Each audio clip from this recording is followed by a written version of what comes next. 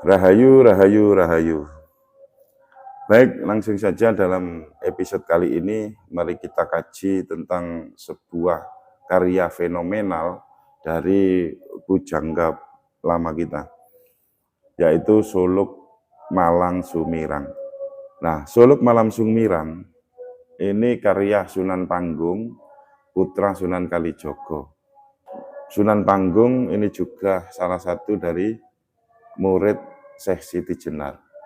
Dikisahkan dalam serat-serat Jawa, Sunan Panggung ini dihukum mati oleh penguasa Demak Sultan Trenggono karena dianggap ajarannya menyimpang.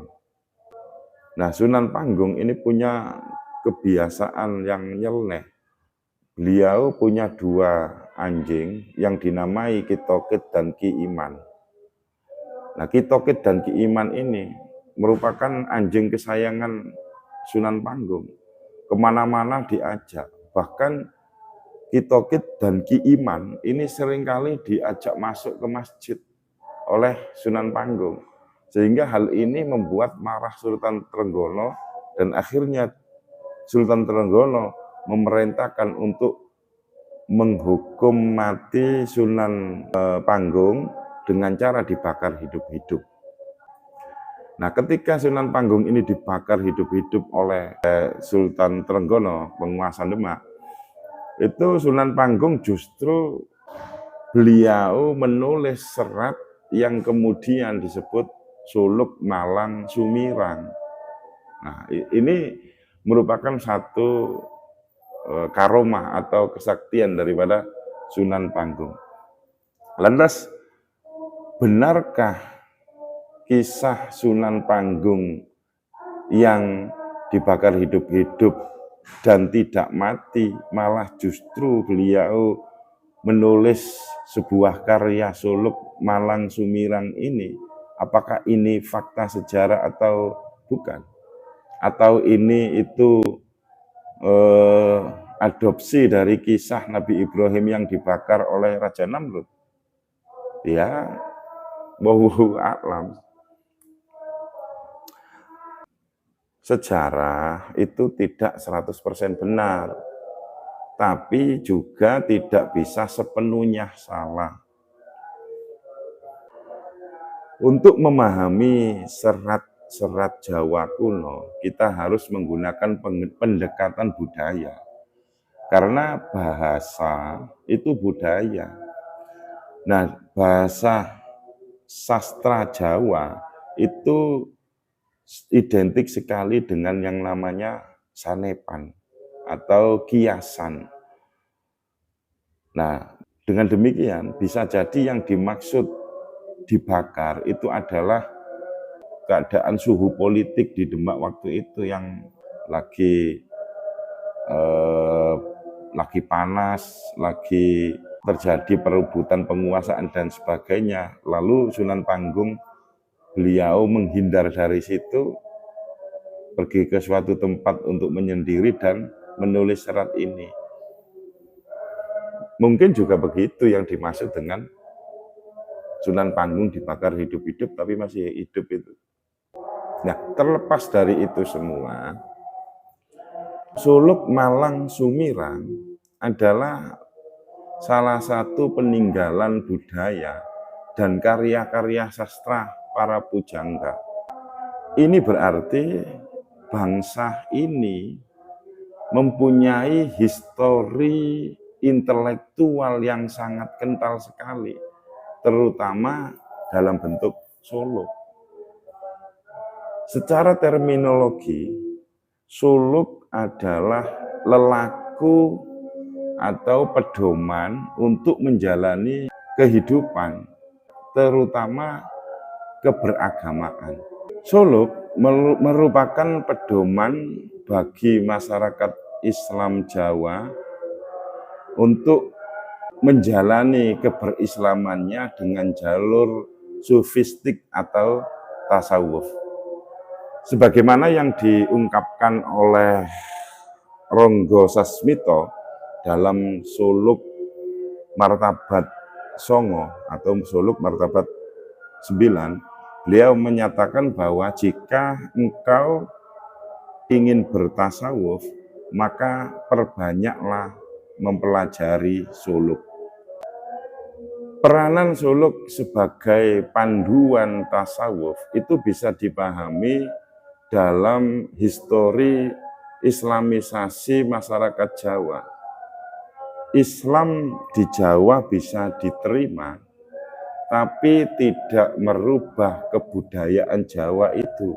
Oleh karena itu, mempelajari suluk adalah hal yang sangat penting sekali, terutama di era modern ini, di mana saat ini bangsa ini mendapat gempuran-gempuran budaya dari luar, entah itu dari budaya kebarat-baratan atau bahkan Arabisasi yang kita sendiri tidak mampu menyaringnya, di mana budaya-budaya tersebut dapat memicu beragam benturan di tengah-tengah masyarakat kita.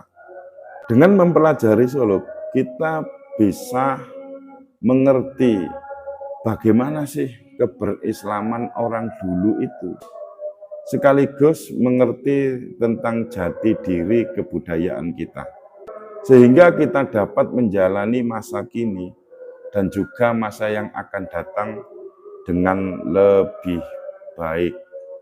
Nah, berikut adalah cuplikan dari Suluk Malang Sumirang karya Sunan Panggung yang menjelaskan tentang hakikat Islam itu apa sih.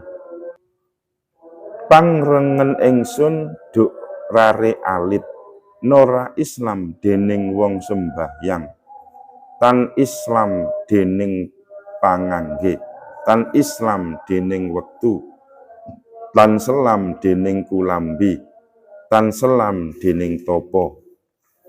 Ing pangrungu ingsun, ewuh tegese Islam, datan selam dening anampik amele, ing kalal kelawan karom. Yang terjemahannya, pemahamanku sejak kecil, seseorang tidak dikatakan Islam hanya karena sembahyang, bukan karena perbuatan, bukan karena waktu lamanya berislam, bukan karena berpakaian, bukan karena banyaknya berzikir. Dalam pendengaranku atau pemahamanku, hakikat Islam itu sulit dijelaskan. Bukanlah Islam hanya sekedar menghindari yang haram dan memilih yang halal. Kutipan tadi memberikan refleksi betapa memahami hakikat Islam itu sebenarnya sulit sekali. Dalam kutipan tadi, meskipun Sunan Panggung tidak menjelaskan secara eksplisit tentang makna hakikat Islam yang sebenarnya, tapi setidaknya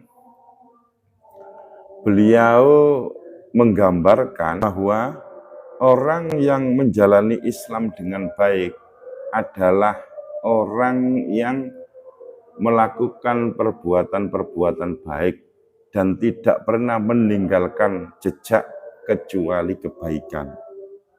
Hal ini selaras dengan tujuan ilmu sejati Sunan Kalijaga, mamangun hayuning buwana, memperindah kehidupan dengan tidak menyakiti sesama. Selanjutnya, urip mung mampir ngombe, lir sang panji angumbara, sajatine wus mantuk koripan malih, mulya putreng jenggala.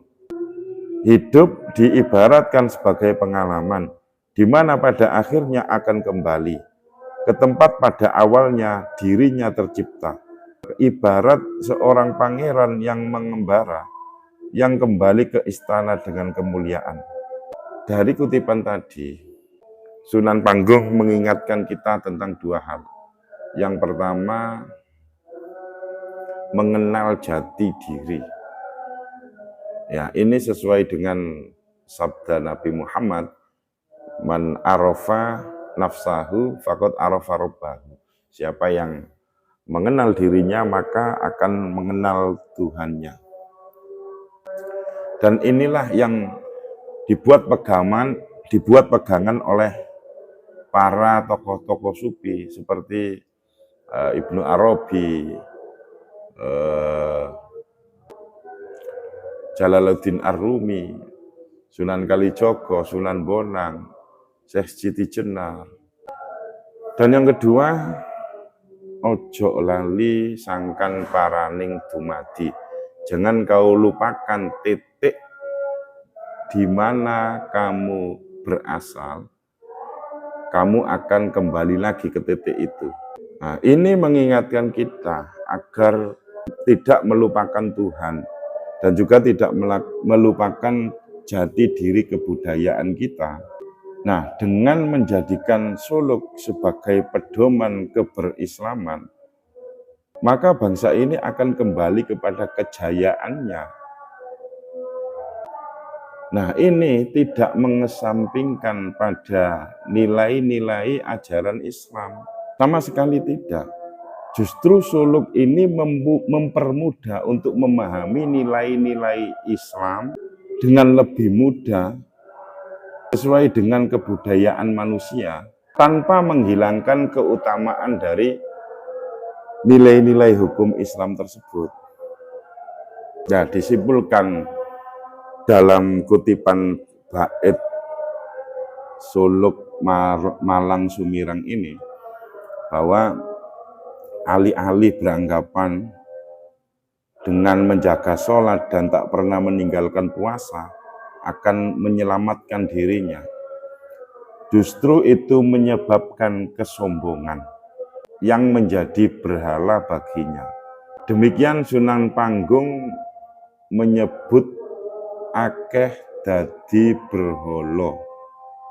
Banyak yang masih mentah dalam beragama. Ini artinya dengan memperbanyak membaca suluk-suluk peninggalan karya pujangga-pujangga terdahulu akan membawa kita pada keberislaman yang hakiki, sehingga akan memperbaiki bangsa ini di masa yang akan datang. Sekian sekelumit kajian dari Suluk Malang Sumirang. Rahayu, rahayu, rahayu.